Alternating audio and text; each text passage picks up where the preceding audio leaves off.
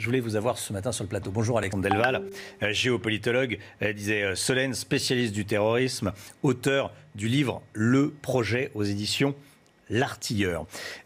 Où en est-on ce matin et aujourd'hui et en ce moment de la menace terroriste ? Ce qui s'est passé avec Xavier Jugelé, c'était il y a 4 ans maintenant. Qu'est-ce qui a changé depuis ? Ce qui a changé, c'est que la situation est encore pire. On a 450 personnes qui ont été libérées de prison.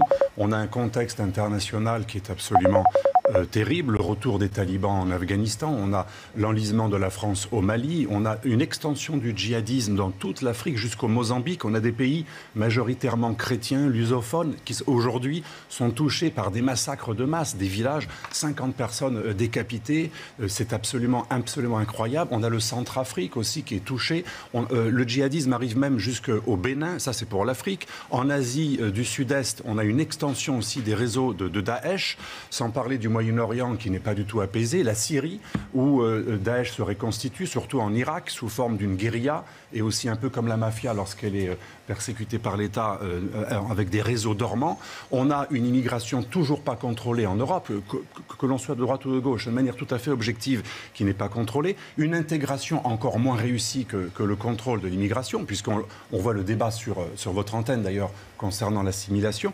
Tout ça, ce sont des facteurs qui permettent le terrorisme. Et cette théorie du complot que relaie M.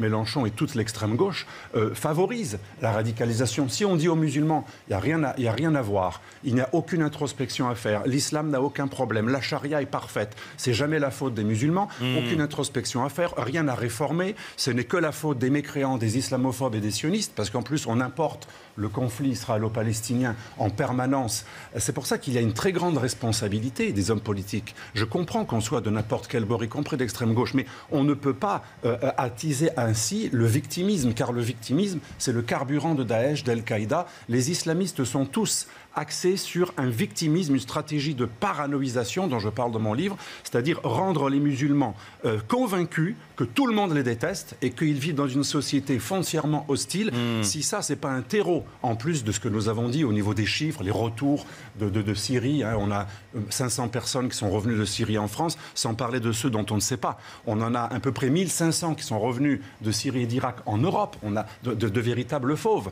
des gens aguerris, habitués à couper des têtes, qui sont aujourd'hui en Europe, qui circulent librement. Tous ces facteurs psychologiques, idéologiques et enfin, nos mosquées et nos réseaux islamistes en Europe ne sont pas contrôlés. Il faut savoir qu'une grande partie des mosquées en Europe diffusent la légitimité de l'assassinat de l'infidèle. Faites une enquête dans les mosquées en France. On diffuse des manuels de charia. Et là, on s'appuie sur la charia. Donc, on vous dit, on n'a pas le droit de réviser notre religion. Où on apprend... mais c'est écrit noir sur blanc, on apprend ça à des jeunes, que la charia prévoit la peine de mort pour le blasphémateur. Comment voulez-vous ensuite qu'un Tchétchène qui écoute les frères musulmans, notamment la mosquée de Pantin, n'aille pas assassiner... Voilà, comment voulez-vous que ces jeunes puissent avoir un islam apaisé, un islam des Lumières, si dans nos propres mosquées, les frères musulmans, les salafistes, le Méligulush, l'islam d'Erdogan, l'islam du Pakistan, parce que tout cela est importé. Vous savez que maintenant, il y a un phénomène encore pire en Angleterre. C'est pire que le terrorisme spectaculaire. Ça passe comme une lettre à la poste. C'est le vitriol sur le visage des femmes pakistanaises qui osent fréquenter un mécréant. C'est devenu quelque chose de courant. Chaque jour, en Angleterre, à Londres, il y a des femmes vitriolées parce qu'en plus, avec les flux migratoires, avec la non-intégration, on importe les problèmes des pays musulmans. La menace terroriste toujours présente, nous dit Alexandre Delval. Merci d'être venu nous voir, géopolitologue et, je le répète, auteur du livre. Voilà, Le Projet avec Emmanuel Razavi. Merci d'être venu ce matin sur le plateau de la matinale.